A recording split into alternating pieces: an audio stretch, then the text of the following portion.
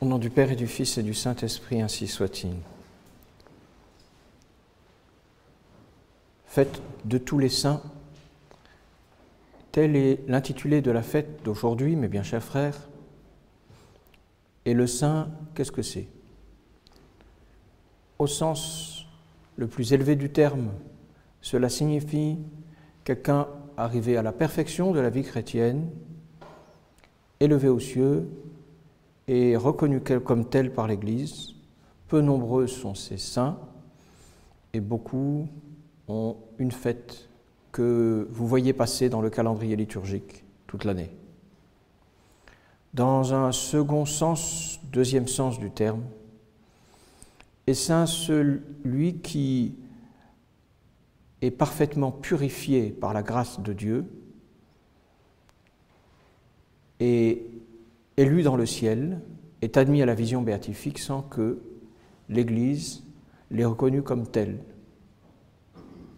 Dans ce sens, beaucoup sont au ciel que nous ne connaissons pas, parmi nos ancêtres d'ailleurs aussi. Et dans un troisième sens du terme, est saint quiconque est sanctifié par la grâce habituelle.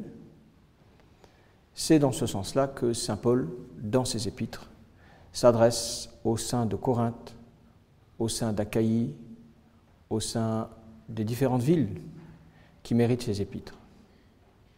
Aujourd'hui, ce sont bien sûr les saints canonisés de la première catégorie, mais aussi tous les saints de la deuxième catégorie qui n'ont pas de fête dans l'année et que nous honorons. L'Apocalypse de Saint Jean nous montre ce ciel dans lequel ils sont dans l'épître d'aujourd'hui qui forme la première grande pièce d'une liturgie extraordinaire. Et cet Apocalypse de Saint Jean, ce morceau plutôt, nous montre d'abord les 12 tribus et ensuite une foule. Les 12 tribus sont les 12 tribus des fils d'Israël, les 12 tribus juives qui divisaient, qui classifiaient le peuple juif de l'Ancien Testament. Sur ces 12 tribus, la plupart étaient des fils de Jacob et il y en a 2 qui ont été ajoutés par la suite. Ces 12 tribus sont chacune composée de 12 000 âmes élues, vues par l'Apocalypse. Ce 12 000 devant être entendu, évidemment, non pas au sens propre, mais dans un sens symbolique. Il n'est pas dit que des Juifs de l'Ancien Testament, il y avait effectivement 144 000 qui étaient élus, qu'il y en a 12 000 dans chaque tribu, mais comme beaucoup de choses dans l'Apocalypse, c'est juste le signe d'une complétude, signe encourageant, parce que c'est tout de même un grand nombre. Après ces 144 000 qui désignent les Juifs qui seront au ciel, vient une autre foule de ceux qui ne sont pas Juifs et qui est, elle, innombrable, puisque Saint Jean n'arrive pas à la dénombrer, de toute nation, race, peuple et langue. C'est l'un des passages de l'Apocalypse les plus faciles à interpréter, au moins dans ces grandes lignes, et l'on voit et les membres des tribus et la foule innombrable devant un trône sur lequel est un vieillard, un ancien, le Père évidemment, et puis devant un agneau immolé, cet agneau désignant bien sûr le Christ.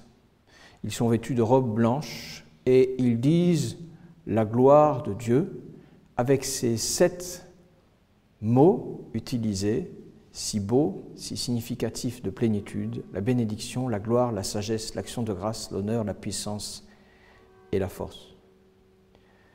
Ainsi sont les saints au ciel, et tout cela n'est qu'une image. Il faut bien des images pour désigner un monde qui nous est bien inconnu.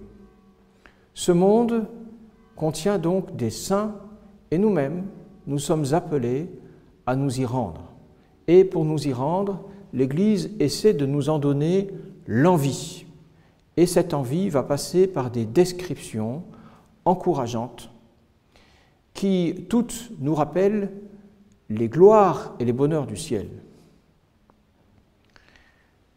Si je vous demandais, mes bien chers frères, de vous rappeler une année de votre existence, à vous qui êtes tous des adultes ce matin, une année de votre existence dans le détail.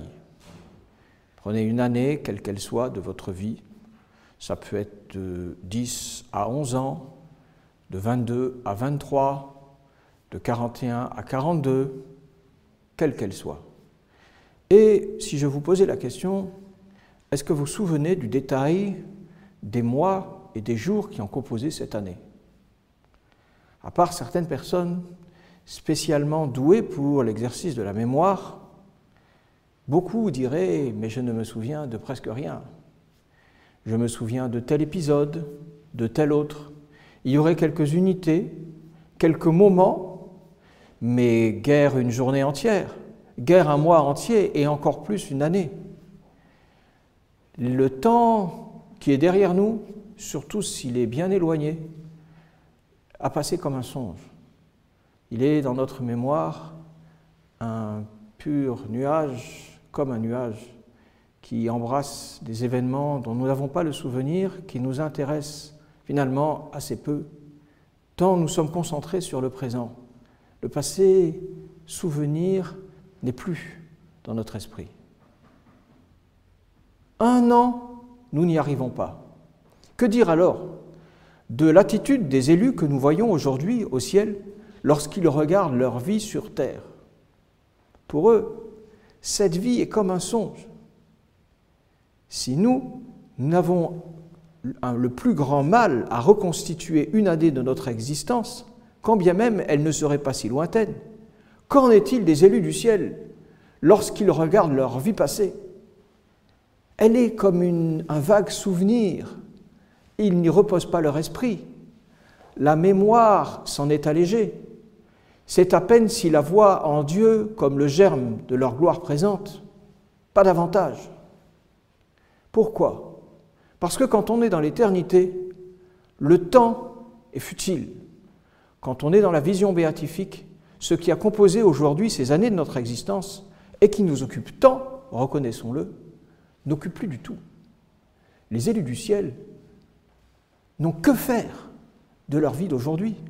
La seule chose qui les intéresse dans leur vie d'aujourd'hui, qui fut leur vie d'aujourd'hui, qui est leur vie passée, qui est notre vie d'aujourd'hui, la seule chose qui les intéresse, c'est ce en quoi dans cette vie ils ont pu louer Dieu, servir Dieu, sauver le prochain et préparer leur éternité.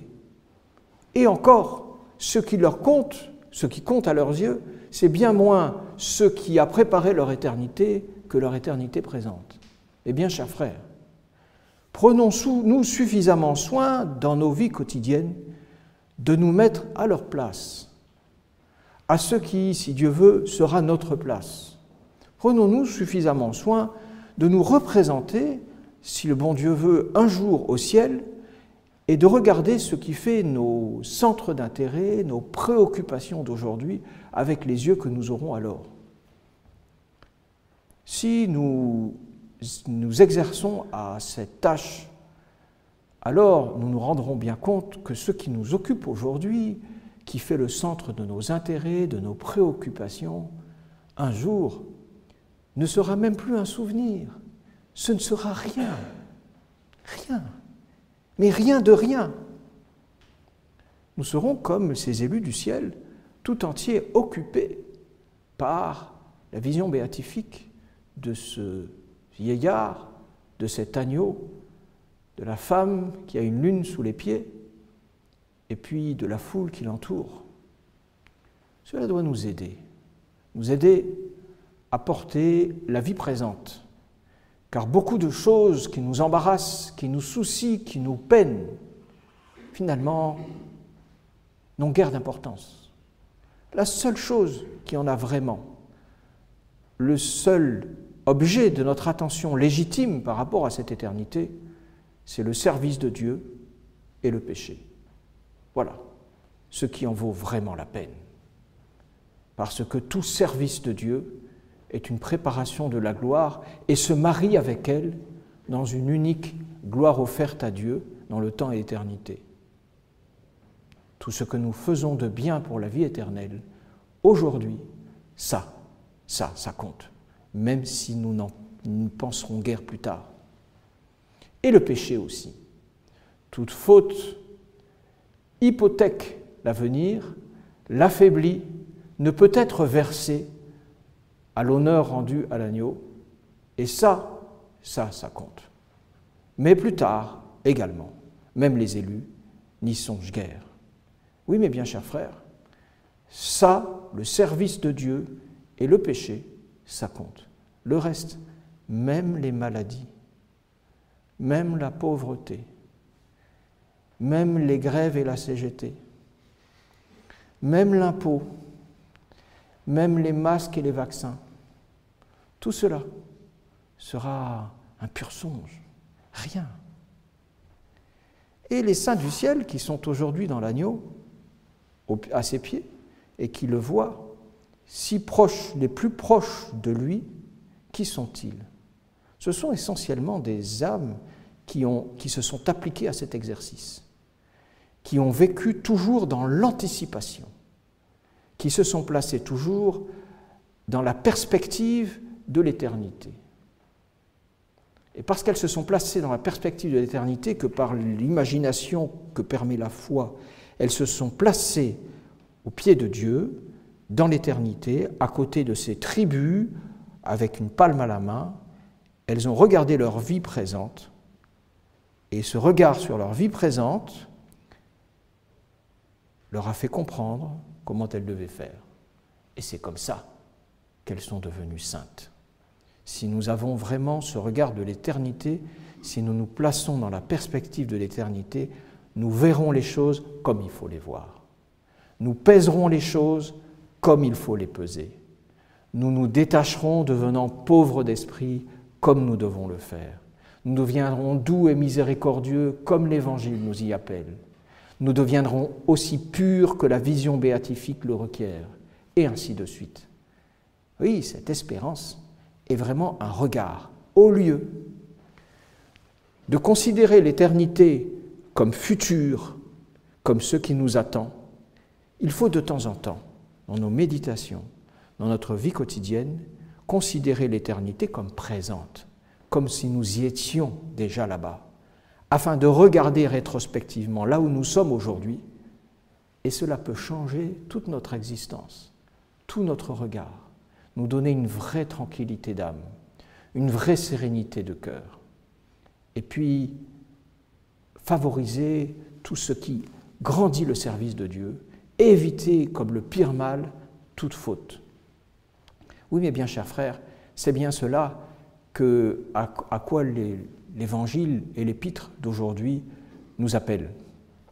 Vivre déjà comme si nous étions dans l'éternité. Sans doute que la crainte de l'enfer est fort capitale et le parcours de la prédication traditionnelle catholique nous montre à quel point les prêtres avaient souci de pousser les âmes vers le ciel en leur donnant la crainte de l'enfer. Crainte ô combien légitime, pédagogie ô combien efficace, mais elle ne doit pas omettre que c'est d'abord par ce désir d'être dans l'éternité auprès de Dieu, que nous sommes mus vers le ciel. Alors aujourd'hui, nous nous unissons à tous ces saints du ciel et nous pourrons, avec notre cœur, nous unir surtout à ceux qui sont de nos familles. Hier, en allant donner la communion à une dame, je me suis déplacé dans une résidence parisienne, de grands immeubles, quasiment exclusivement habités par des gitans, la dame que je visite faisant exception. Des gitans avec lesquels j'ai pu parler hier abondamment, parce qu'ils étaient nombreux dans la cour de cet immeuble. Et ces gitans, dans la cour de cet immeuble, m'ont dit « Nous sommes tous catholiques. Nous sommes tous catholiques. » Et pourtant, ils fêtaient Halloween avec leurs enfants, et c'est d'ailleurs pour ça qu'ils étaient si nombreux. Et les différentes dames, car les messieurs devaient travailler, je présume que ces messieurs gitans travaillent pendant la journée, et ces dames qui étaient là, fort sympathiques, me disaient « Comment se fait-il que nous fêtions Halloween ?» Alors je leur disais « Oui, comment se fait-il ? Nous sommes contre Halloween. Nous sommes opposés à Halloween. Alors pourquoi le fêtez-vous ? Ah, monsieur l'abbé, ce sont les enfants qui le demandent. » Alors ça fêtait Halloween, tout ce peuple-là était chrétien. Et puis, en parlant avec une personne, en particulier une vieille dame qui priait beaucoup, elle m'a dit « Monsieur l'abbé, le monde tourne au vinaigre. » Elle parlait de la petite Lola, qui a été assassinée sauvagement par une sorcière à Paris, d'une certaine Justine, qui est morte subitement dans une soirée en province, et puis de cette guerre à droite, de ces pénuries à gauche, de ces privations devant, de ces perspectives de nouvelles privations derrière. Nous sommes entourés de maux. Et elle était comme désespérée. Elle disait, mais quel est ce monde et que fait Dieu ? Que fait Dieu, mon Père ? Que fait Dieu ? Pourquoi est-ce que Dieu nous fait vivre dans ce monde-là ? Alors je lui ai répondu, bien sûr, mais madame, c'est Dieu qui fait ce mal-là. Est-ce que Dieu est coupable quelque part dans la liste que vous venez de faire ? Elle a dû répondre que non.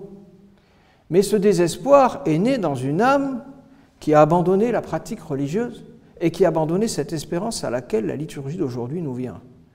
Si, dans le monde dans lequel nous vivons, et qui tourne tellement au vinaigre, par les yeux de la foi et de l'espérance, nous ne nous plaçons pas au ciel comme je vous y invite ce matin, alors nous aussi, le découragement peut nous prendre. Les idées moroses qui circulent aujourd'hui, à droite, à gauche, avec les plaintes de ceci, avec les appréhensions de cela, vont envahir notre cœur, étouffer notre espérance, restreindre notre enthousiasme, et nous allons nous décrépir intérieurement, nous allons nous attrister, nous deviendrons des vieux avant même de le devenir. C'est ce que j'ai dit à cette dame. Madame, il faut prier, il faut vous remettre dans l'espérance, il faut regarder la vie éternelle, il faut vous rappeler des promesses divines. Et alors, vous ne perdrez jamais votre courage. Nous ne savons pas vers quoi nous allons. Mais peu importe ce vers quoi nous allons ici-bas.